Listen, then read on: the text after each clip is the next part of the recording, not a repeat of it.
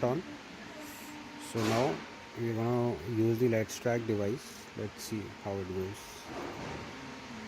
Okay, and switch it on. So it is also given when it gets the power. It's also showing. Can you put in the gear, please? And enter. So let's just start this. Okay, now engine is started, as you can see. So if someone takes my bag without my authorization, I can just use this, and you can see the cut power here. I'm cutting the power, and here goes my bike. This is on, this is on, but the power is off. So if I want to bring it back in when I get my bike back, so yes, I can restore my power also.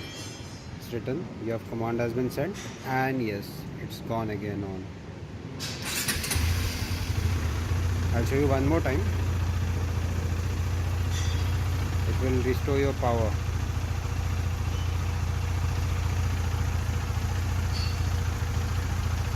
This is, let me refresh once my bike.